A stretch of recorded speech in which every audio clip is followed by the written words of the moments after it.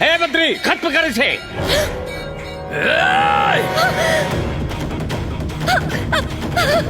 रोक।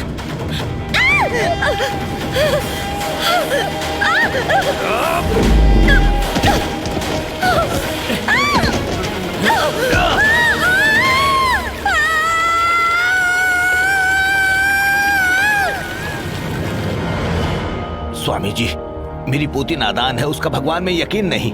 आप उसे कहकर मेरी पोती को बचा लीजिए।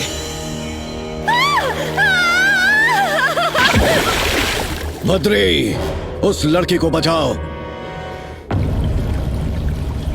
आदेश है मेरा।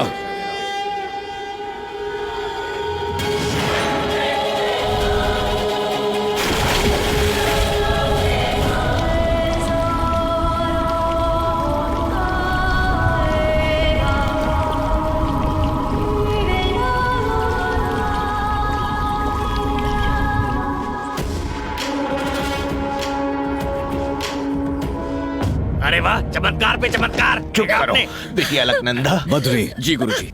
जिस लड़की को भगवान के प्रति श्रद्धा नहीं है वो यहाँ नहीं रह सकती। वापस जाने को कहो इसे। और इसने जो पाप किया है, प्रायश्चित के रूप में इसे 1 लाख दिए जलाने होंगे। 1 लाख? बाप रे। 1 दिए के बदले में 50 चलेगा, 100 भी चलेगा, 1000 भी चल सकता है, लेकिन 1 के बदले में 1 लाख दिए, ये कैसा इंसाफ है? मैं चुप। ठीक है। देखो, दिल से जलाओगी तो जलेंगे, लेकिन दिल में श्रद्धा ना हो तो ऐसे ही बुझते रहेंगे। श्रद्धा से कैसे जलाएंगे? माचिस से जलेंगे। नहीं जलेंगे। ओम नमो नारायणाय ये अष्टाक्षरी मंत्र मन में पढ़कर जलाओगी, तभी जलेंगे। क्या कहा? एक तो 1 लाख दिए जलाओ, ऊपर से 1 लाख बार मंत्र पढ़ो, ये इससे नहीं हो पाएगा। करना ही होगा। हाँ तो करवा लो। जला कर दिखाता हूँ, देखो।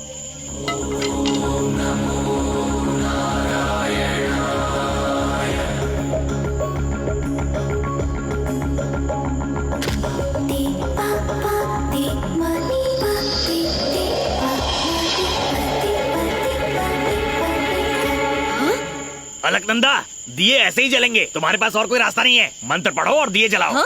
बोलो ओम नमो नारायणाय। तरीका यही है। ओम नमो नारायणाय।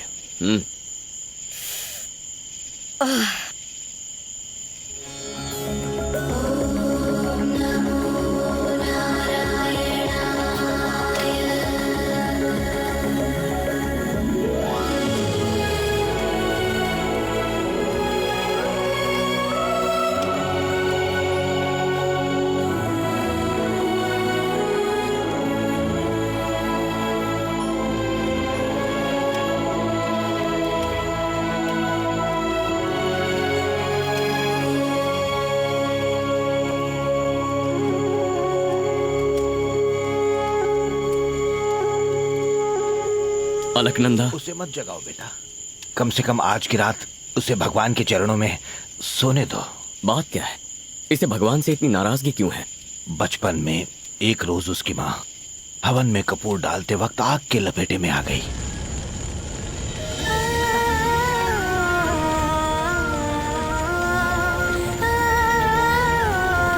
इस धागे से तुम्हारी हर बला हर मुसीबत टल जाएगी।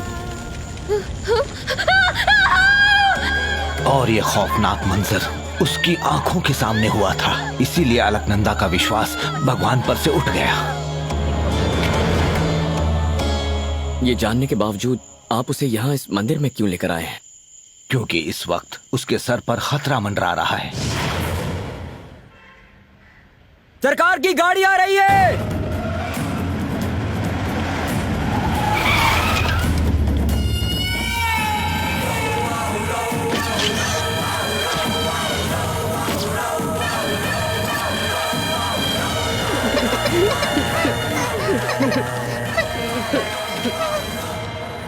माँ, इसका कत्ल भी पिताजी ने ही किया।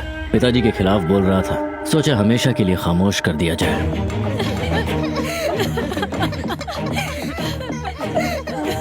सरकार बाहर गए हैं, अंतिम क्रिया के बाद हमसे आकर मिलो।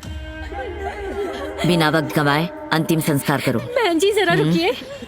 मेरे पति जब जिंदा थे तब उन्होंने मुझे एक नसीहत की थी कि जब तक कोई बड़ा शख्स आकर मेरे मुंह में तुलसी का पान नहीं डालता तब तक अंतिम संस्कार नहीं करना। मैंने फोन किया था, बस आते ही होंगे। कौन है वो बड़ा शख्स? जेडी नायडू।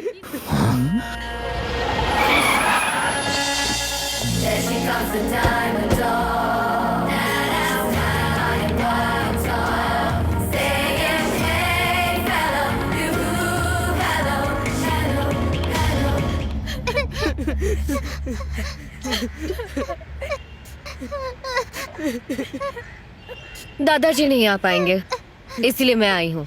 बस वो तुलसी का पान इनके मुंह में डाल दीजिए। क्यों? ऐसा करने से जिंदा हो जाएंगे? मुझे ये सारा ढोंग नहीं आता है। ये पैसे रखिए अपने बच्चों के लिए। मेरे भाई ने तुझे सड़क से उठाया, लेकिन तुझ में इतना घमंड क्यों है? चाहूं तो तेरा घमंड चकनाचूर कर सकती हूँ। बस मेरी बहू बनकर मेरी ख्वाहिश पूरी कर दे तू।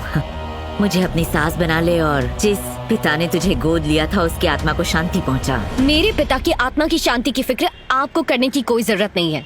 मुझे तो आपको बुआ कहने में भी शर्म आती है, और आप चाहते हैं कि मैं आपको सासू माँ बुलाऊं?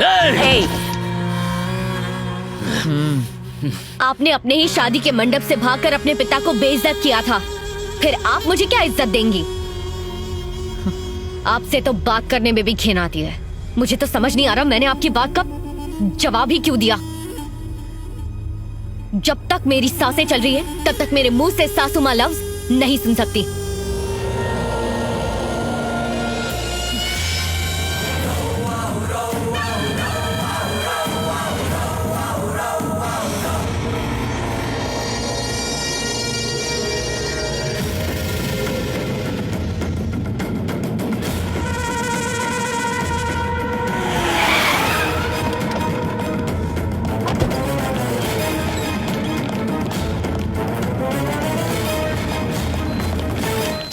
चला खोल। कौन हो तुम लोग? ये सब क्या कर रहे हो? अब आँख खुली, 1000 बार समझाया पर तू समझा नहीं। तेरी पोती ने अब हद पार कर दी है। पूरे समाज के सामने मेरी माँ की बेइज्जती की। अब मुझे तेरी जायदाद और तेरी पोती दोनों चाहिए। और सरकार के बारे में तू जानता ही है, अगर उन्हें जरा भी भनक पड़ी तो तेरे पूरे खानदान को जिंदा कर देंगे। अगर मैं चाहता तो वहीं पर उसके टुकड़े कर सकता था, लेकिन मेरी माँ ने मुझे रोक लिया। उसे अपनी इस गलती की सजा जिंदगी भर भुगतनी पड़ेगी। ये जिंदगी कब तक है कोई नहीं जानता। मैं उसे अपनी पूरी जायदाद दे सकता हूँ, लेकिन उसकी हिफाजत नहीं कर सकता। बस इसीलिए उसे लेकर यहाँ आया हूँ।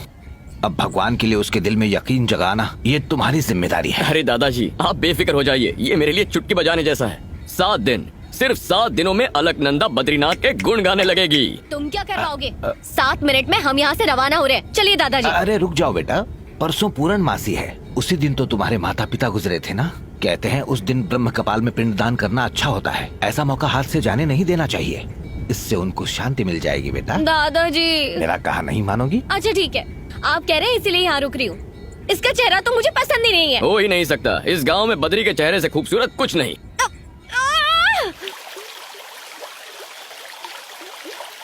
ऐसा कोई शख्स नहीं जो इस वसुधारा के आगे मेरे सामने सर उठाकर बात करे। सीएम हो या पीएम हो, सर झुकाना ही पड़ता है। अच्छा, तू क्या इतनी बड़ी तोप है? मैं कितनी बड़ी तोप हूँ, एल्बम देख ले, हिल जाएगा।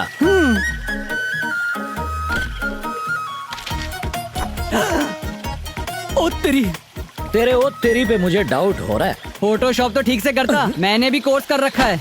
मुझसे कहता तो सस्ते में करता। अरे मेरा काम तुझे फोटोशॉप लग रहा है? बारूद के बेटे हो क्या आग उगल रहे हो? ओ भाई, मुझे आधा टकला क्यों छोड़ दिया? बाकी की हजामत ये करेगा। मेरे घने बाल की कसम, मुझे दाढ़ी कभी नहीं आई, मुझे बख्श दो। आज तुम नहीं बख्शे जाओगे।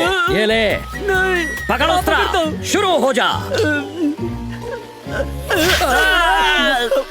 अरे ये क्या, सर से खून निकल रहा है। तो क्या नारियल पानी निकलेगा?